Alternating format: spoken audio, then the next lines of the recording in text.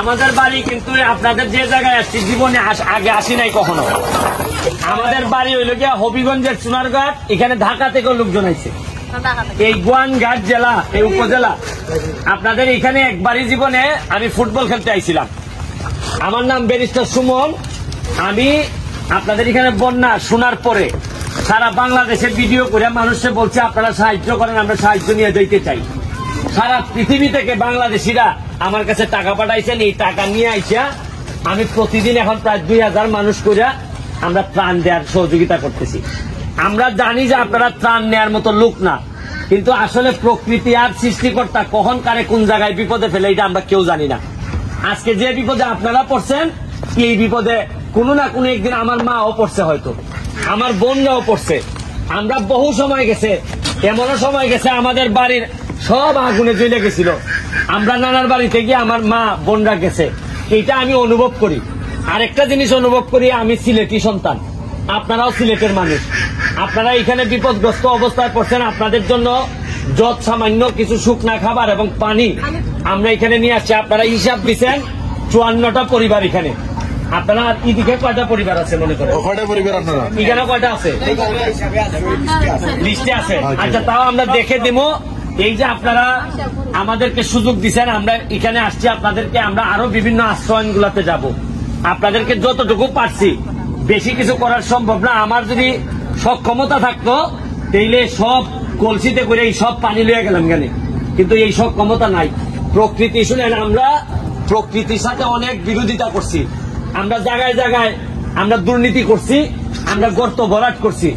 আমরা যে টাকা আসছিল সরকারের কাছ থেকে, এই টাকা পয়সা কিছু মারছি, যার কারণে আজকে এই দুর্গতি আমাদের কপালে আইছে, একদিনে আসে নাই। যাই হোক, আপনারা এই দুর্গতির ফল ভোগ করতেছেন, অথচ যারা ভোগ করার কথা ছিল এরা আরামে আছে। এইটা কিছুটা দুঃখের বিষয়। আমি আপনাদেরকে একটা কথা বলবো, এখানে প্রতিটা মানুষ আপনাদের জন্য আসছে কষ্ট করে। বলছে যে এত বৃষ্টি হইতেছে, ওইদিকে বলছে যে এত মানুষের কষ্টে রাখে আমরা বাসায় বসে থাকতে পারি না। আমার আজকে হাইকোর্ট সুপ্রিম কোর্ট ফালাইয়া আমি এই জায়গায় আপনাদের কাছে আসছি। আপনারা আমাদের এই দানটুকু, এটা আমাদের না, যারা সারা পৃথিবী থেকে বিভিন্ন মানুষ যে দানটুকু আপনাদেরকে দিছে, এরা দান করে না, এরা আপনাদের পাশে দাঁড়াইছে। জীবন কোথায় কোথায় কখন কারে নিয়ে যায় আমরা কেউ জানি না।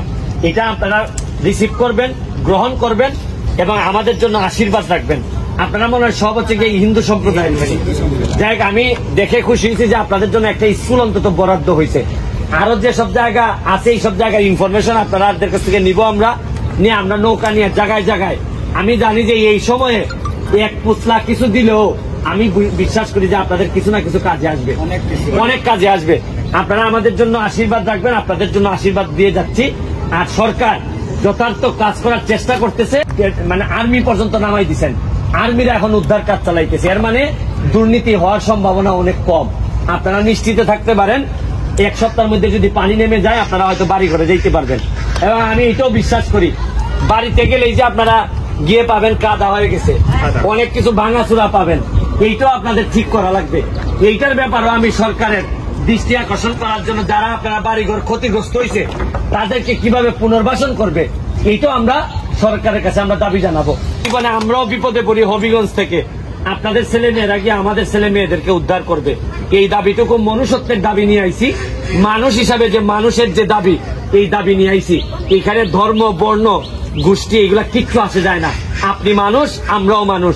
আপনারা বিপদে পড়লে আপনাদের পাশে দাঁড়াবো, আমরা বিপদে পড়লে আপনারা দাঁড়াবেন। এইভাবেই বাংলাদেশটাকে আমরা সামনের দিকে নিয়ে যেতে চাই।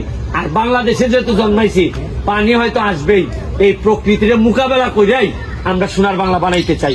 আজকের মতো বিদায় নিচ্ছি। আপনাদেরকে হাতে হাতে আমরা যদি আমাদের এই সম্মানিতটুকু গ্রহণ করেন। লাইন নিব না